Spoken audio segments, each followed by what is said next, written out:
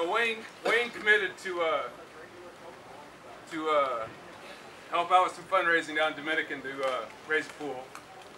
And I talked to Christian about the pool area, and Christian and I decided that one of our favorite things to do on the mission trip is to visit. And one of the favorite guys to visit with is Wayne. It's one of my favorite parts of the mission trips. You know, like Corey and Riley and Matt, all those guys can attest to. We sit around and talk at night. It's one of our favorite times. It's one of the biggest things what the mission trips are about. So Christian and I decided that the pool area down by the dorms is going to be called Wayne's Place, and it's going to be a place where everybody can visit. And so we went ahead and raised all the money for you.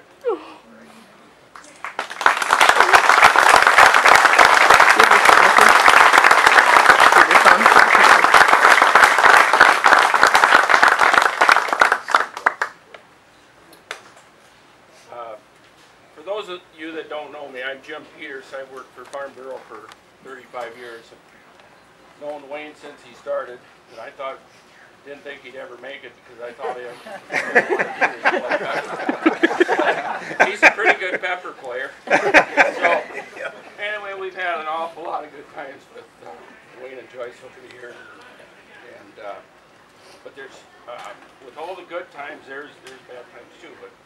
But I remember one cute story that I have to tell you about Trey is the Blythes go on a fishing trip up to Canada, or right on the border, the same time that we do. So when he graduated from high school, they were staying in International Falls the same night that we were. So we went over there, and they were behind a hotel. They weren't up by the road or anything like that.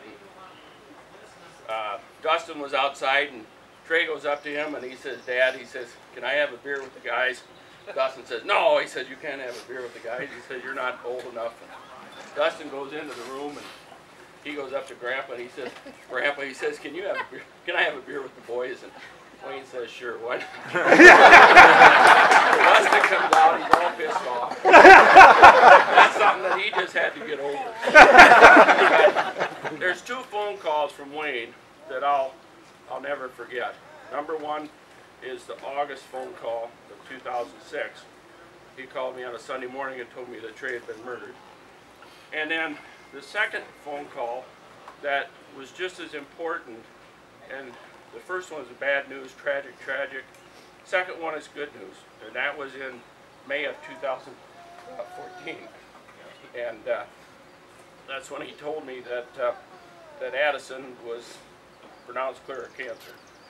And he said that's the way it's supposed to work.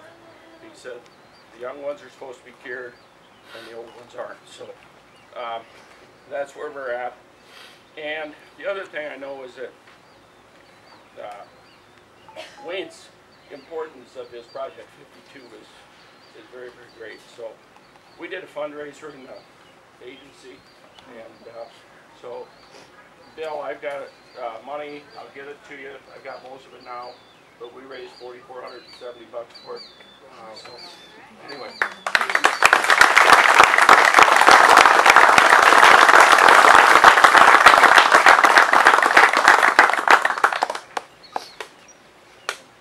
I suppose I'm supposed to talk, but I've told a lot of people this. I don't know how many people in this organization or in this group, Larry, Karen, and I know Bill and others, but if you ever want something rewarding in your life, absolutely rewarding, go on a mission trip. It changes everything. First time I went on a mission trip, I got there Friday. We got a phone call Monday, Addison had cancer. Dustin and I got back home. When Joyce and I finally got back home, she said, "You've changed." It was 3 days. I had no idea. These young guys over here, they've been on them. Folks, take 1 week in your life and go on a mission trip. It will change you forever. Absolutely change you forever. God bless everybody here. It's always a great trip. Great golf tournament. And I love every one of you for coming out here. You have no idea what this means to Joyce and I and the family. No idea. But go on a mission trip once in your life. And if you don't believe it, just call. Where's Bill? Right here. Call Bill. We're going in February. I told Joyce she better be back there with her grandkids. But wow, I never thought. I never thought. Good place to have some Pepsi. Huh? Good place to have some Pepsi. Yeah. Yeah. Hey, if you take the little bottles along, everything works.